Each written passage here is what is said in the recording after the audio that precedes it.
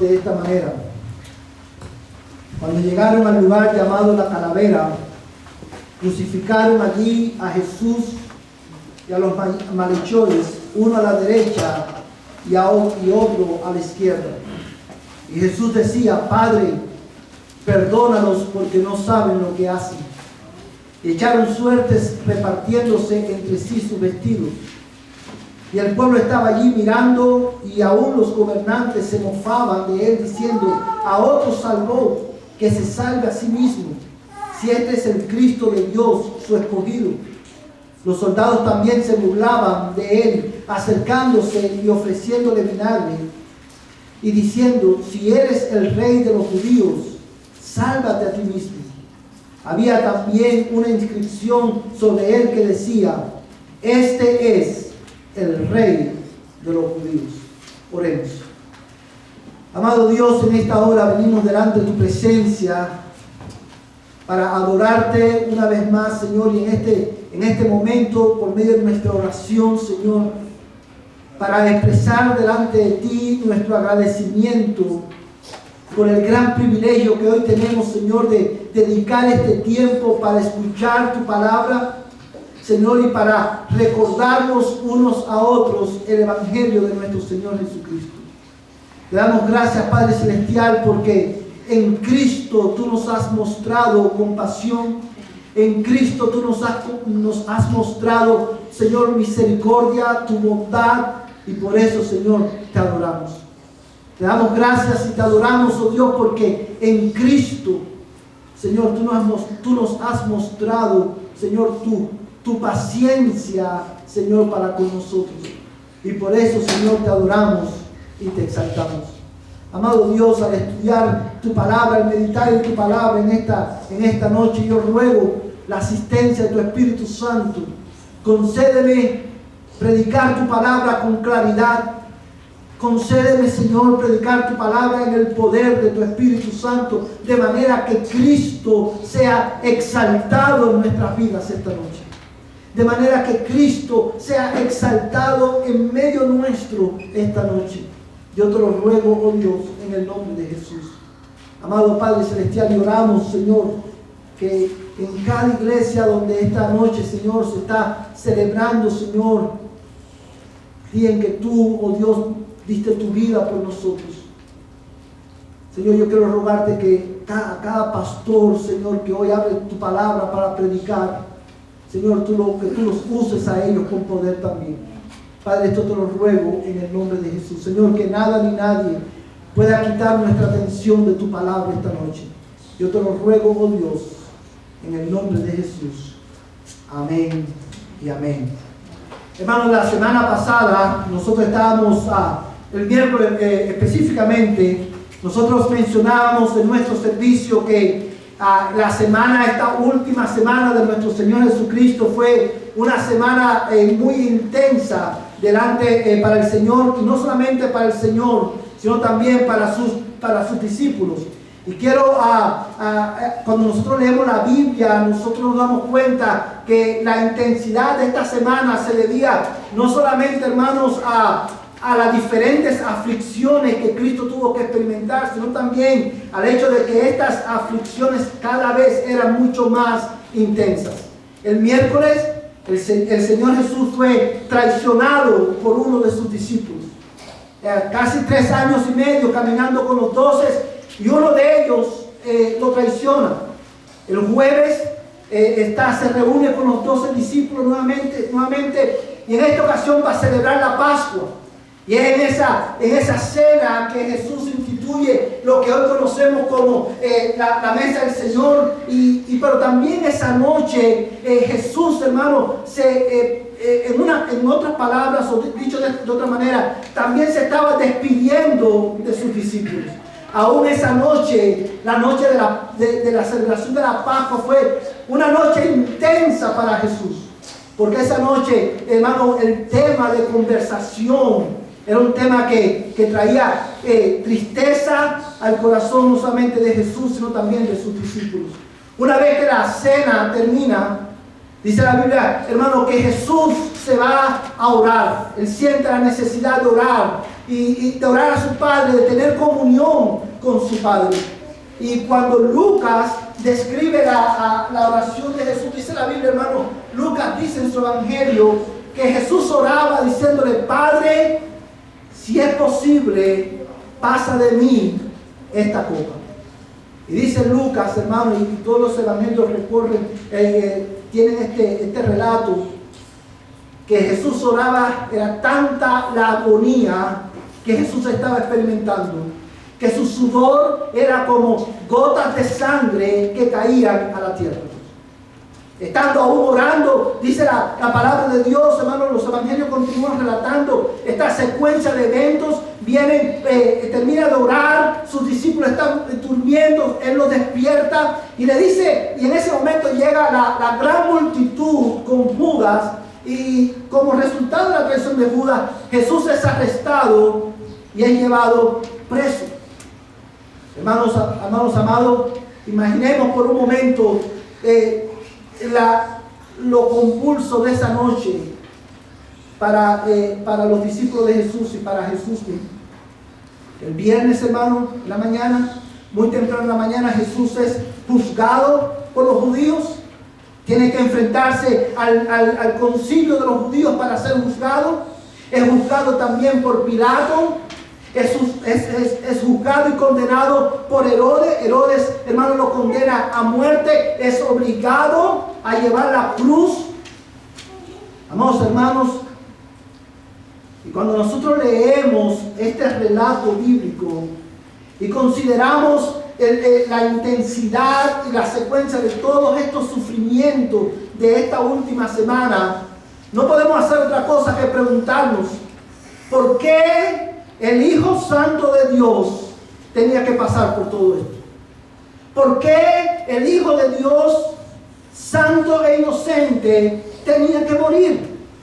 ¿Por qué Cristo tuvo que ser sujeto a semejante padecimiento? ¿Había otra manera en que el hombre podía ser redimido que no involucrara la muerte del único Hijo de Dios? Amados hermanos, al considerar esta noche los versículos que acabamos de leer y esta porción del Evangelio de Lucas, quiero responder a estas preguntas, hermanos, y quiero compartir con ustedes un mensaje titulado, amados hermanos, de esta manera: ¿por qué Jesús, el Hijo de Dios, tuvo que morir? ¿Por qué Jesús, el Hijo de Dios, tuvo que morir? Y ese es el título, hermano, del mensaje que quiero predicarles en esta noche. Quiero darles, hermano, 3 razones por las que Cristo era necesario que el Hijo de Dios muriera en la cruz del Calvario. Creo que todos los que estamos aquí en esta noche, de una manera u otra, todos sabemos, todos hemos oído en diferentes ocasiones que Cristo murió. Y aún los que han prestado más atención, quizás, si les responden ¿por qué Cristo murió?, todos diríamos una vez: por nuestros pecados. Pero esta noche mi intención es ir un poquito más profundo y descubrir, sacar de este pasaje algunas razones, no todas las razones, pero algunas razones que encontramos en el texto que nos responden a esta pregunta. El Hijo de Dios, Jesucristo, tuvo que morir en la cruz del Calvario, en primer lugar, para que la palabra de Dios se cumpliera. José, si me puedes poner el próximo slide, por favor. Para que la palabra de Dios se cumpliera. Y yo quiero, hermano, que tú mires nuevamente el versículo 33. Si usted se fija, hermano, mira cómo comienza este versículo. Cuando llegaron al lugar llamado la Calavera, crucificaron allí a Jesús y a los malhechores, uno a la derecha y otro a la izquierda. Y dice el verso 34, y Jesús decía: Padre, perdónalos, porque no saben lo que hacen. Y echaron suertes y repartiéndose entre sí sus vestidos. Piensa conmigo por un momento en este pasaje de la Escritura, hermanos. Es significativamente relevante para nosotros hoy que Lucas, inspirado por el Espíritu Santo, al escribir un texto, un pasaje que cuyo centro o cuyo objetivo es describir a Jesús en su última semana, en su último día, en un texto que tiene como objetivo describir la muerte de Cristo. Es significativo que Lucas toma un tiempo y espacio para resaltar el hecho de que con Jesús fueron crucificados dos malhechores. Pero también es relevante que Lucas también menciona que los soldados echaron suerte sobre sus vestidos y repartieron sus vestidos entre ellos. Y la razón por la cual, hermanos, esto es tan relevante es porque de esta manera Lucas está comunicando a la iglesia, no solamente a su audiencia original, sino a la iglesia, que los eventos que estaban tomando lugar ese día, en ese preciso momento, no eran eventos que fueron el resultado de la calamidad, de la mala suerte que tuvo Jesús. Estos eventos no eran el resultado de circunstancias que estaban fuera de control. Generalmente cuando una persona buena, o como nosotros lo llamamos buena, o cuando una persona joven muere en un accidente o muere en circunstancias que no son las normales, generalmente las personas dicen: estaba en el momento equivocado, en el lugar equivocado. Y Lucas está queriendo comunicar aquí: Jesús no estaba en el momento equivocado ni en el lugar equivocado. Lucas quería, cuando él menciona que había que dos malhechores fueron crucificados con él, y cuando él menciona que los soldados echaron suerte sobre sus ropas y las repartieron entre sí, Lucas está comunicando que cada evento, cada circunstancia que estaba ocurriendo en ese mismo momento era el resultado, hermano, del cumplimiento perfecto, exacto de la palabra de Dios. Amén. Y esta era una verdad que traía consuelo a la audiencia de Lucas y trae consuelo también a la iglesia en Dallas, Texas, en el 2025. Estos eventos no eran resultado de un caos que estaba pasando fuera de control. La palabra de Dios se estaba cumpliendo. Y esto lo sabemos, hermano, porque cuando Lucas, quizás si usted no ha leído la Biblia, usted fácilmente puede pasar por alto este detalle, pero el hecho de que Lucas menciona a los dos malhechores y a los soldados repartiéndose las ropas de Jesús, Jesús está describiendo esa circunstancia, hermanos, usando dos textos del Antiguo Testamento que profetizaron acerca de la muerte de Cristo. Y yo creo que tú busques esos dos textos conmigo. Yo creo que tú busques Isaías capítulo 53, verso 9. Isaías capítulo 53, verso 9.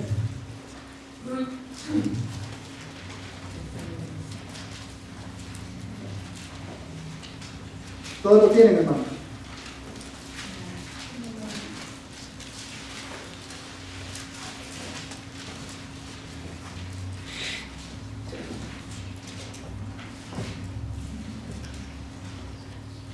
Vamos a leer, hermano, desde el verso 7 para que tengamos el contexto. Dice: fue oprimido y afligido, pero no abrió su boca. Como cordero que es llevado al matadero, y como oveja que ante sus transquiladores permanece muda, no abrió él su boca. Por opresión y juicio fue quitado. Y en cuanto a su generación, ¿quién tuvo en cuenta que él fuera cortado de la tierra de los vivientes por la transgresión de mi pueblo, a quien correspondía la herida? Y mira el verso 9: se dispuso con los impíos su sepultura, pero con el rico fue en su muerte, aunque no había hecho violencia ni había engaño en su boca. Cuando Isaías, hermano, por el Espíritu Santo, profetiza de esta manera acerca de los sufrimientos de Cristo y de la muerte de Cristo, Él está, cuando dice en el verso 9, se dispuso con los impíos su sepultura, está haciendo referencia al hecho de que Cristo sería contado con pecadores, sería crucificado con pecadores. Y es por eso, hermanos, que cuando llega el momento de la crucifixión, Cristo, hermano, la Biblia nos dice que Cristo fue crucificado con dos malhechores. Y esto, hermano, es extremadamente significativo para nosotros hoy. Especialmente a la luz de la verdad de que Él es el inocente Hijo de Dios. Que se hizo pecado, lo hicieron pecado, lo trataron como el peor de los pecadores por causa nuestra. Y todo esto en cumplimiento de la palabra de Dios, para que la palabra del Señor se cumpliera. Amados hermanos, yo quiero que tú pienses conmigo en esto por un momento. Bueno, el otro texto que quiero, porque no quiero que lo pierda de vista. Mira conmigo el Salmo 22, verso 18. Salmo capítulo 22, verso 18.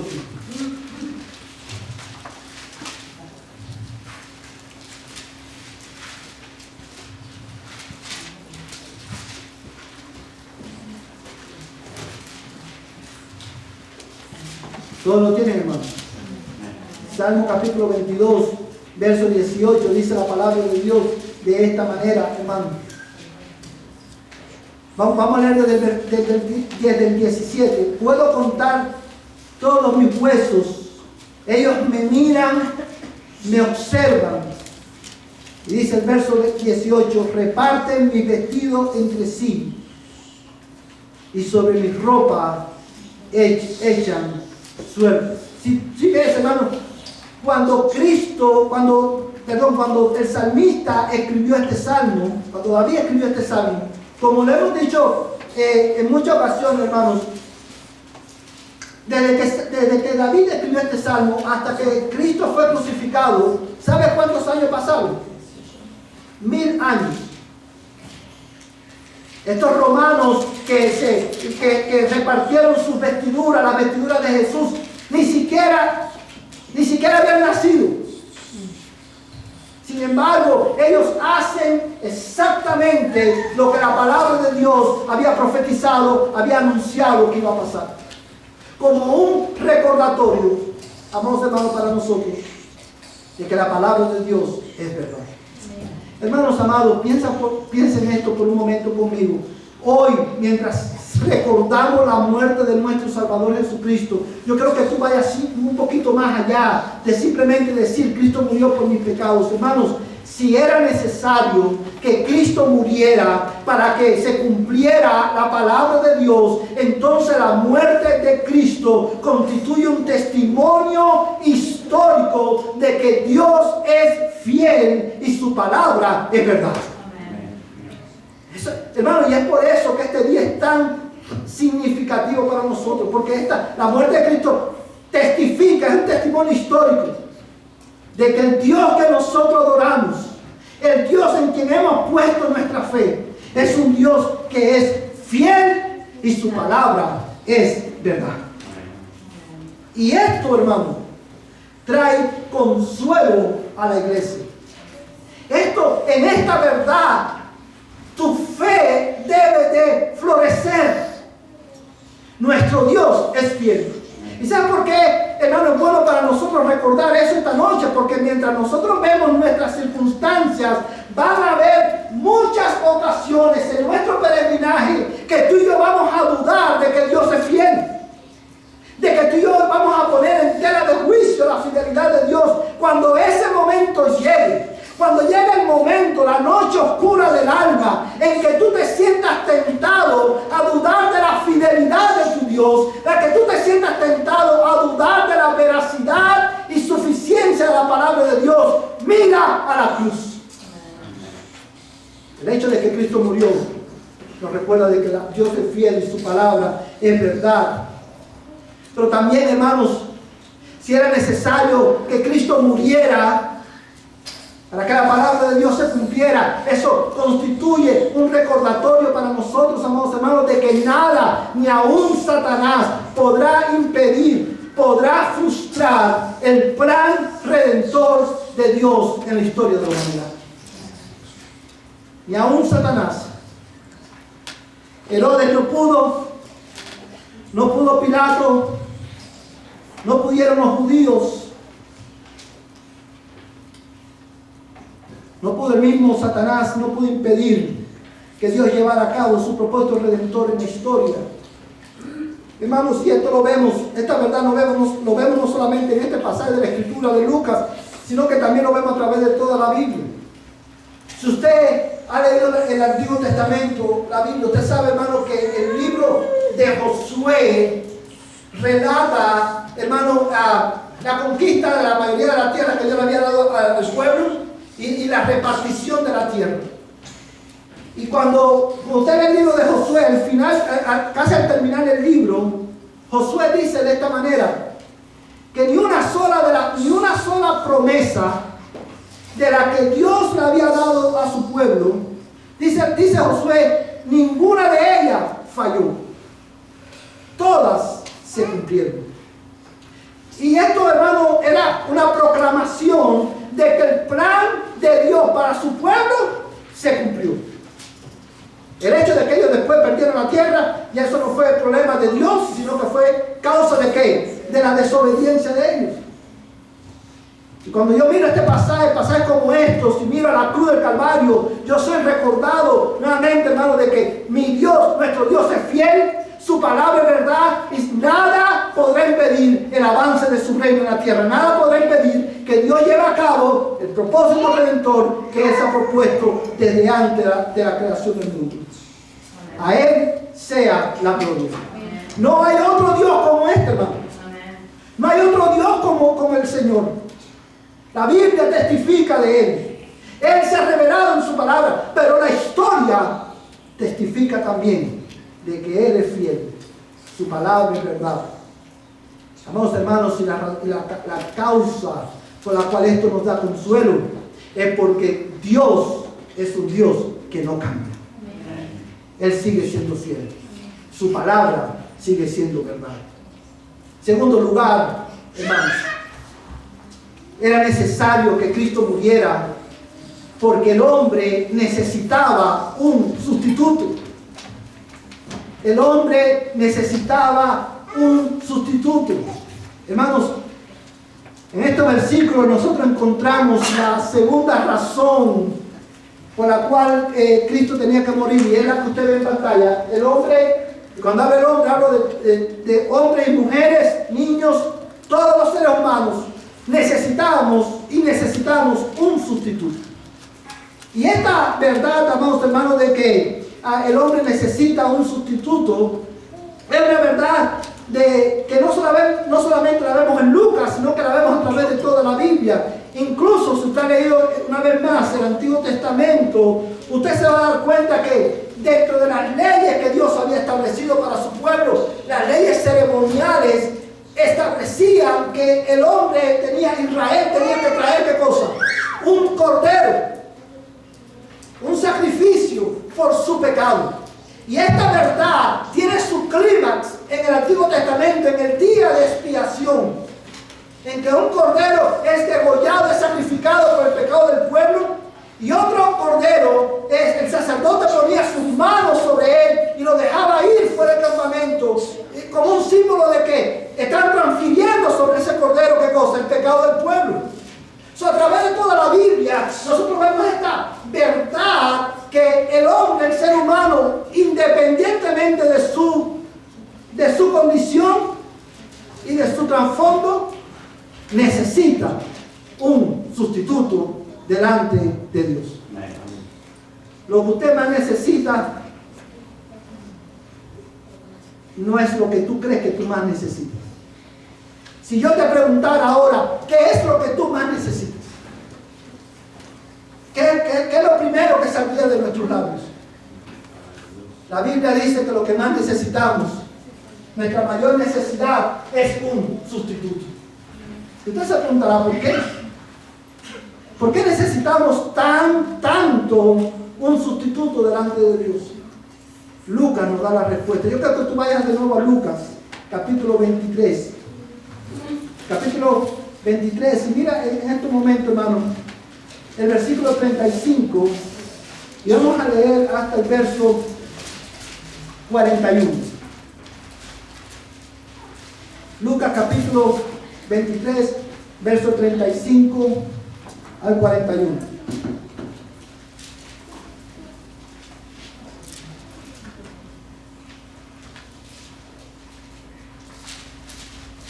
¿Todos lo tienen, hermano? Yo quiero que leas con calma este pasaje de la Escritura. Dice, verso 35. Y el pueblo estaba allí mirando, y aún los gobernantes se mofaban de él, diciendo, a otro salvó, que se salve a sí mismo, si este es el Cristo de Dios, su escogido. Los soldados también se burlaban de él, acercándose y ofreciéndole vinagre, y diciendo, si tú eres el rey de los judíos, sálvate a ti mismo. Había también una inscripción sobre él que decía, este es el rey de los judíos. Quiero hacer una pausa aquí por un momento. Si usted lee los evangelios, usted se va a dar cuenta, hermano, que si mal no recuerdo, Mateo, en el relato que él hace de la crucifixión, dice que en la cruz del Calvario estaba este título: él es el rey de los judíos. Pero Mateo dice, abunda un poquito más, dice que fue escrito en cuántos idiomas. En hebreo, arameo y griego, para que todos los que estuvieran en Jerusalén en ese tiempo, al leer esa inscripción, supieran que ese era el rey de los judíos, el rey del pueblo de Dios. Esto es significativo, hermano, porque lo que los soldados usaron como una burla, Dios lo usó para proclamar al mundo que ese hombre que estaba muriendo no era cualquier hombre. Ese era el rey. El rey que estaba dando su vida por su pueblo. Sigamos leyendo. Dice, y uno de los malhechores que estaban colgados allí le lanzaban insultos diciendo, ¿no eres tú el Cristo?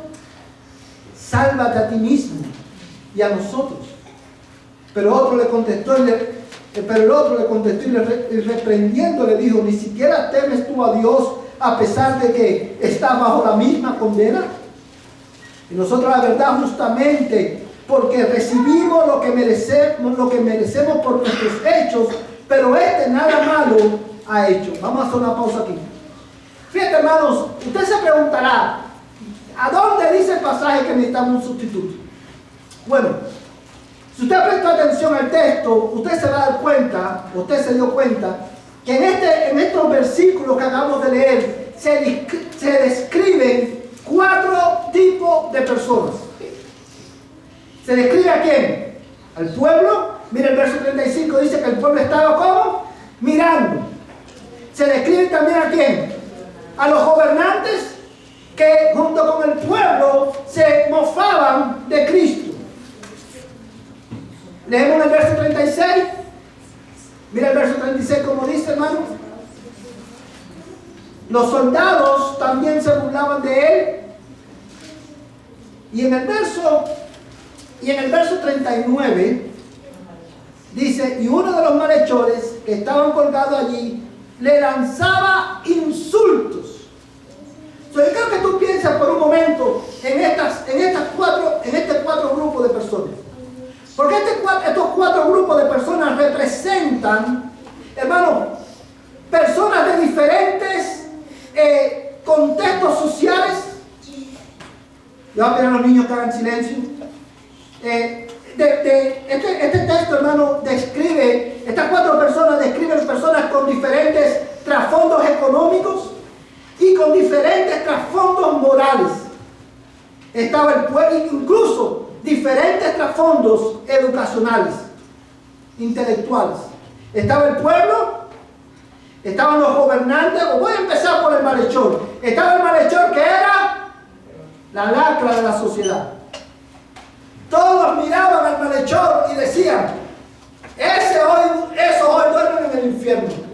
el infierno. Eso sí necesitan un sustituto. Pero estaban también los soldados romanos, que tenían un estándar diferente. Como en cualquier sistema de gobierno, la policía o el ejército son los encargados ¿de qué? De enforzar la ley, de mantener el orden. Estas eran personas que tenían cierto estatus económico, pero también tenían un cierto estatus moral en el pueblo. Tenemos los gobernantes, personas de alto prestigio, personas con gran autoridad. Y tenemos al pueblo, personas de todas, hombres, mujeres, niños, una vez más de diferentes trasfondos culturales, económicos e incluso religiosos. ¿Cuán diferentes eran estos cuatro grupos de personas? Muy diferentes. Pero aún con todas las diferencias que tenían económicas, sociales y morales, hay algo que todos ellos tenían en común. Y es que todos ellos necesitaban un sustituto delante de Dios por su animosidad en contra de Cristo. Ellos necesitaban un sustituto por el rechazo que su alma expresaba hacia el Santo Hijo de Dios. Y esto lo vemos en que el pueblo se burlaba. Hermanos, cuando hablamos de animosidad hacia Dios, no estoy hablando de casos como estos, pero este odio y este rechazo hacia Dios se pone manifiesto de muchas maneras. Dice que los gobernantes y el pueblo se mofaban, se burlaban. Este es un payaso más. Esto es un payasito. Él nos dice que es rey, vamos a vestirlo con ropas reales. Le daban vinagre a los soldados. Si tú eres rey, sálvate a ti mismo. Pero también tenemos al malhechor. Dice la Biblia explícitamente que lo insultaba.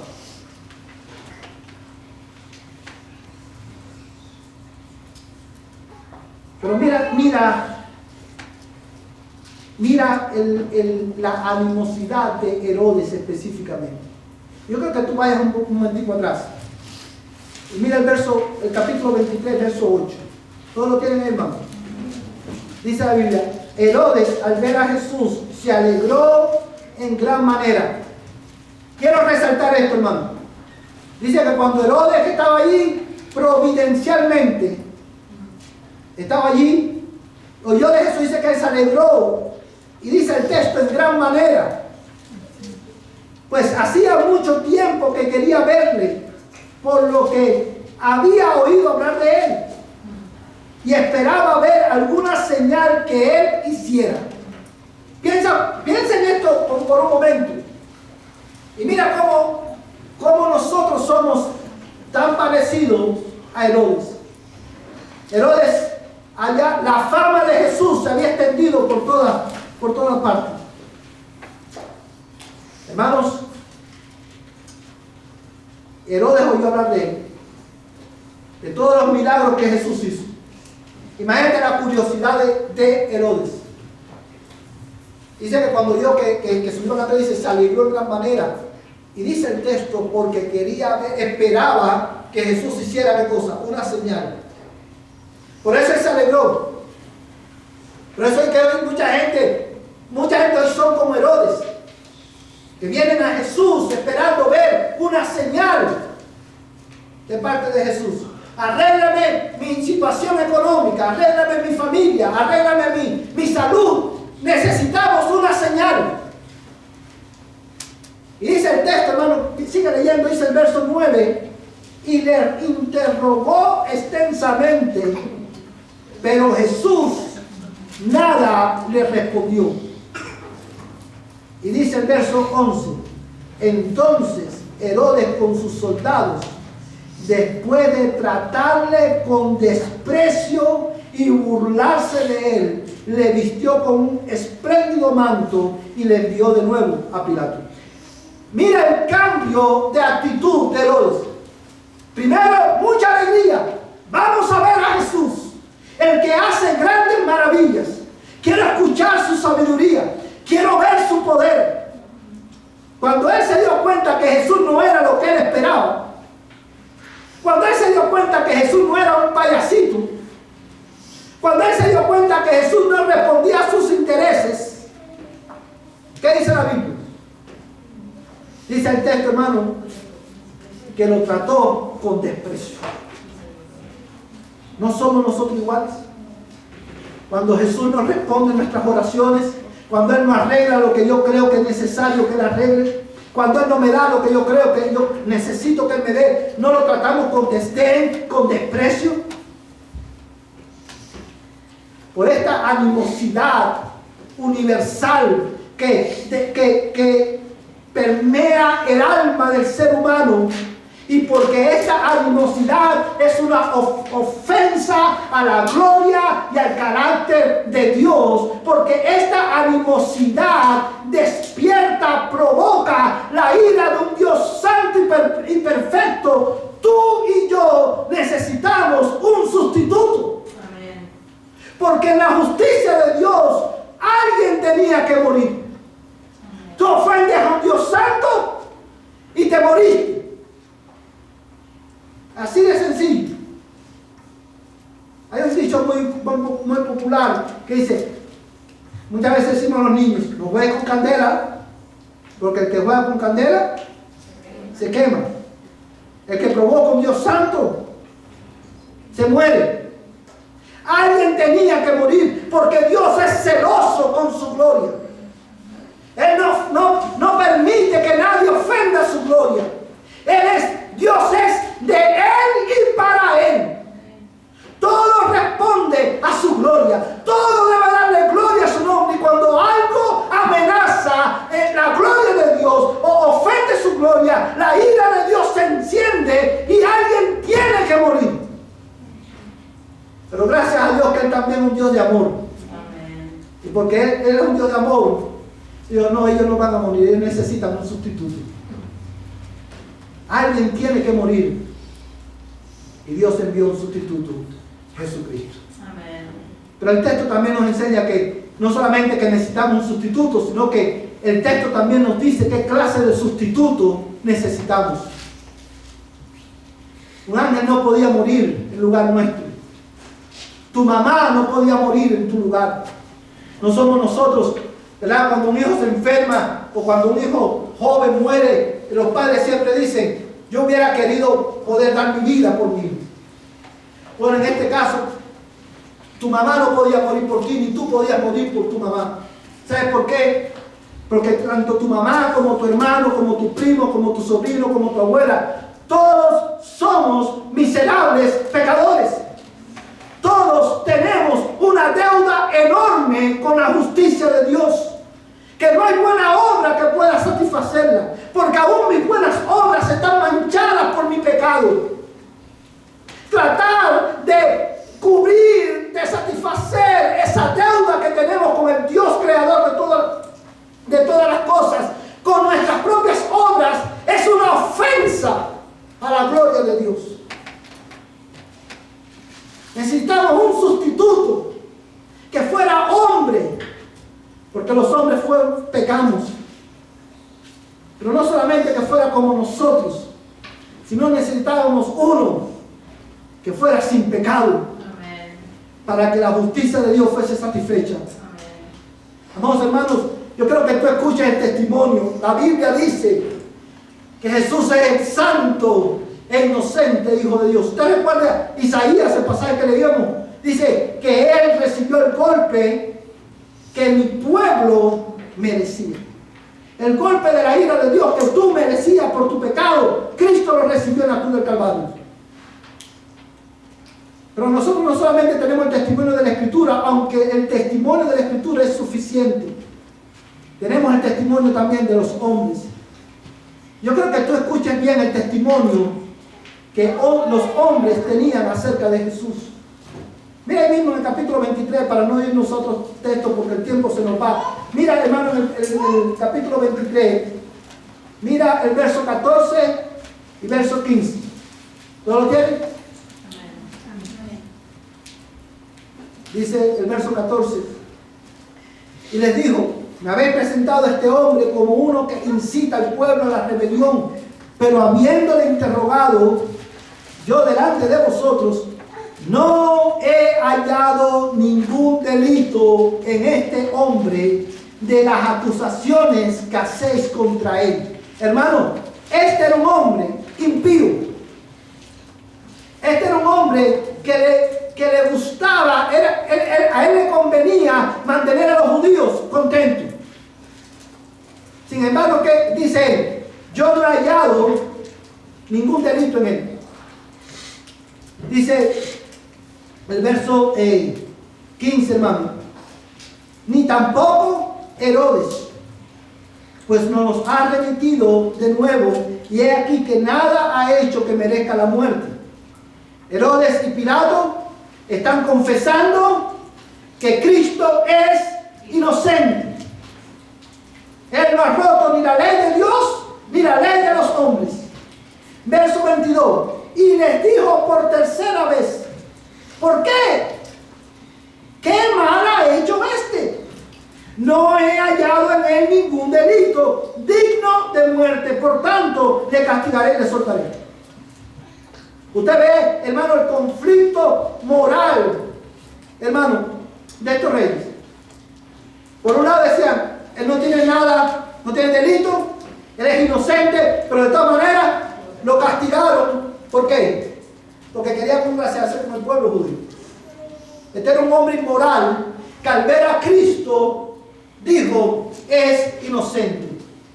Pero también vemos el testimonio del otro malhechor. En el versículo 41 dice: nosotros la verdad justamente, porque recibimos lo que merecemos por nuestros hechos, pero este nada malo ha hecho. Verso 47.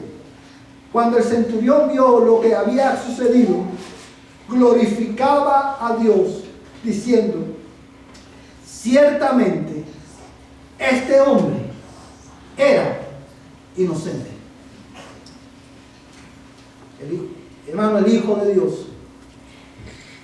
que murió en la cruz de Calvario como nuestro sustituto no podía ser otro, porque necesitábamos uno que fuera inocente. Y esto pone en perspectiva nuestra vida aquí en la tierra. Hermanos, ¿dónde estaba Dios cuando estas cosas estaban aconteciendo a su Hijo? ¿Dónde estaba? ¿Tenía razón Cristo para decir: ¿dónde el Padre ya no me ama? Hermano, usted se da cuenta que nosotros, cuando sufrimos, por la razón que sea, cuando sufrimos, nosotros sufrimos justamente porque aunque nuestro sufrimiento no es, muchas ocasiones no es directo, no es la directa consecuencia de un pecado que hemos cometido en ese momento. Ciertamente vivimos en un mundo bajo maldición por causa de nuestro pecado, y hermano, tenemos una naturaleza caída. Pero el Hijo de Dios murió siendo inocente. Él es el único que pudo, Él es el único que ante el sufrimiento de la cruz, ante el desprecio, ante la humillación, Él es el único ser viviente que caminó sobre la faz de la tierra, que tenía la moral de poder decir: ¿por qué yo? ¿Por qué yo? ¿Por qué a mí? Pero dice Isaías que Él no abrió su boca, como cordero fue llevado al matadero. Por eso necesitamos un mediador. Por nuestra animosidad contra Él, contra Dios, que provoca su ira. Pero necesitábamos un mediador perfecto, inocente. ¿Tú sabes por qué? Porque también, hermano, cuando leemos este texto, nos damos cuenta que Cristo murió y era necesario que Él muriera. No había otra manera de redimir al hombre. Porque, amados hermanos, era necesario que muriera para que la justicia de Dios fuese satisfecha completamente. Yo quiero que tú mires conmigo y quiero leer dos pasajes de la Escritura para terminar. Mira, hermano, conmigo el versículo 41 y vamos a leer hasta el 46. ¿Todos lo tienen?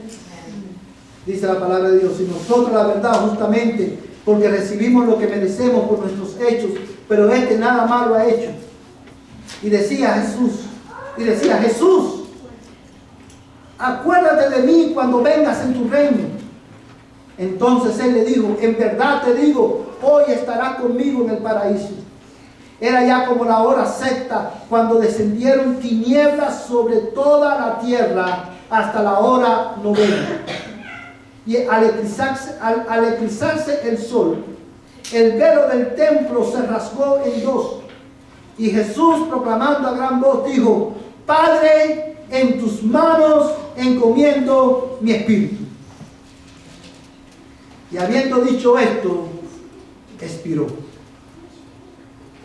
He aquí el relato del último minuto de la vida de Cristo.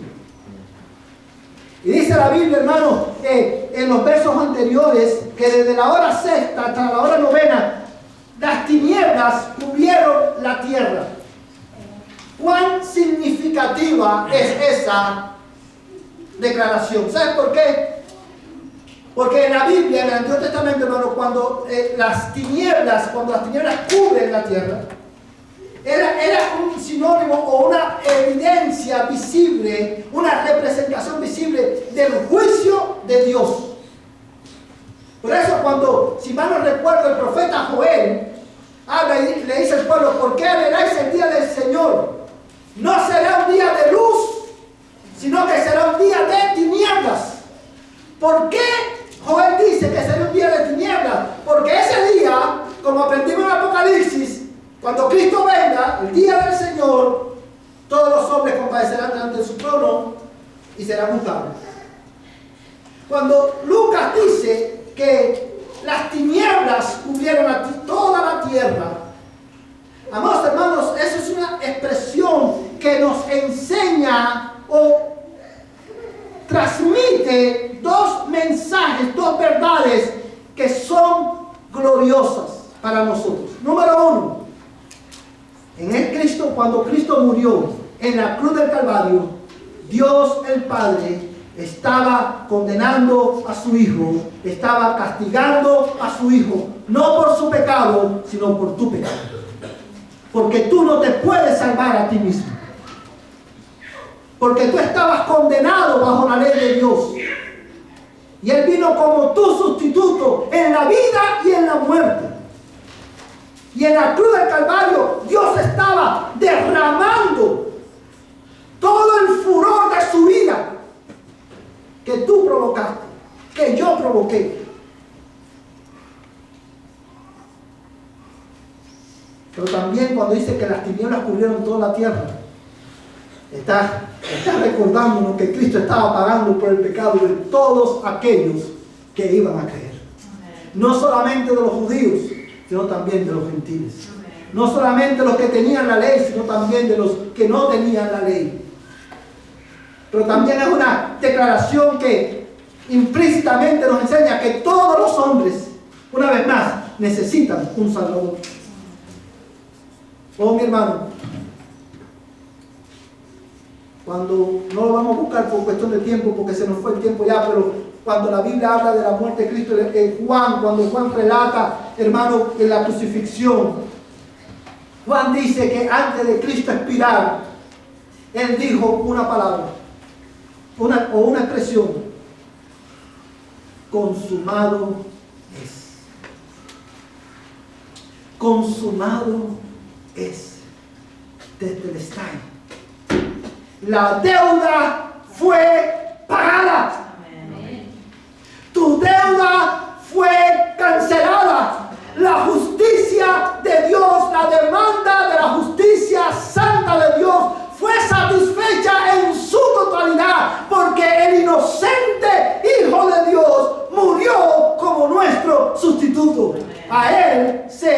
la gloria. Ante esta verdad, ante la verdad de que era necesario de que Cristo muriera para que la palabra de Dios se cumpliese, ante la verdad, amados hermanos, de que era necesario que Cristo muriera porque todos necesitamos un mediador, ante la verdad de que es necesario que Cristo muriera para que la justicia de Dios fuese satisfecha, ante estas verdades hay solamente una de dos maneras que usted y yo podemos responder esta noche. Y la primera es como hicieron los soldados y los gobernantes. Tú te puedes burlar y tratar con desprecio a este Salvador. Esa es una opción que tú tienes esta noche. Tú puedes decidir esta noche continuar despreciando a este Salvador, pretendiendo que tú puedes hacer tu camino al cielo con tus buenas obras. Pero tú también puedes responder como respondió el otro malhechor, diciéndole: acuérdate de mí cuando vengas en tu reino. Ese hombre estaba reconociendo que él era un pecador, que necesitaba un Salvador, y que ese Salvador era Cristo, el que estaba muriendo en la cruz del Calvario. Si tú en esta noche, pecador, tú te arrepientes de tu pecado, y tú crees que Jesucristo es el Hijo de Dios, el único que puede salvar tu alma, tu pecado será perdonado y Dios te dará vida eterna. Amén. Si tú estás aquí, eres miembro de la iglesia o llevas tiempo visitando la iglesia, pero tú no estás en Cristo, mírate en el espejo del pueblo. El pueblo que estaba burlándose de Cristo eran los judíos, los que tenían la ley. A ellos los profetas le anunciaron que venía un Salvador. Tenían al Salvador delante y se burlaban de él porque ellos confiaban en sus propias obras. Ellos eran su propio Dios, hermano. De ahí todas las reglas y leyes que ellos se ponían porque eran legalistas, hermano, tu decoro. Ellos eran su propia ley y rechazaron al único que lo podía salvar. De esa misma manera, hoy hay muchas personas que están sentadas en los templos oyendo la palabra de Dios. El Salvador le es presentado cada semana, pero deciden burlarse de él, creyendo que pueden confiar en sus propias obras. Si ese es tu caso, tú hoy necesitas correr a Cristo, mi hermano. Solo en Él hay salvación. Si tú eres de aquellos que creen que yo acepté a Cristo un día y ya soy salvo y puedo vivir como yo quiera, mira el texto, mira la declaración que por la providencia de Dios se escribió en la cruz del Calvario. Él es el Rey de los judíos. Él murió no solamente para salvar tu alma, sino para habilitarte, para que tú Él vino, te lo voy a decir de esta manera, Él vino para hacerte libre. Él murió para hacerte libre de tu pecado, para que tú puedas vivir en obediencia a Él. Amén. Él es el único Rey. Amén. Si tú te has constituido tu propio Rey, tú hoy necesitas arrepentirte. Cristo murió para librarte del poder de tu pecado, del poder de la esclavitud de tu moralismo, para traerte de regreso a Él. Y Él te invita hoy: venid a mí, los que estáis trabajados y cargados, y yo os haré descansar. Llevad mi yugo sobre vosotros, porque mi yugo es fácil y ligera mi carga. Ven a Cristo hoy, arrepiéntete de tu pecado, pon tu confianza en Él y serás salvo. Él es el mediador que tú necesitas. ¿Qué vas a hacer esta noche? ¿Qué vas a hacer esta noche? Hoy es el día de salvación para ti. Y si tú eres creyente, oh mi hermano, un viernes como hoy nos recuerda que el domingo viene. Amén. Que hay, porque Cristo murió, tú y yo tenemos esperanza. Porque Cristo sufrió intensamente. Él se identifica contigo en tu sufrimiento y Él es suficiente para sostenerte en tu sufrimiento y tu aflicción. Cristo testifica, su vida testifica de que tus aflicciones no son la evidencia del amor de Dios para ti o la falta de amor para ti. Dios te ama. Amén. Y te lo mostró en que siendo tú un pecador, Él envió a Jesucristo a morir por ti. Amén. ven a Cristo, regocíjate en el amor de Dios, regocíjate en la salvación que Dios te ha dado y proclama al mundo que Él es el único Rey. Vamos a ponernos en pie y vamos a terminar cantando al Señor este próximo canto que tenemos en pantalla, tu misericordia.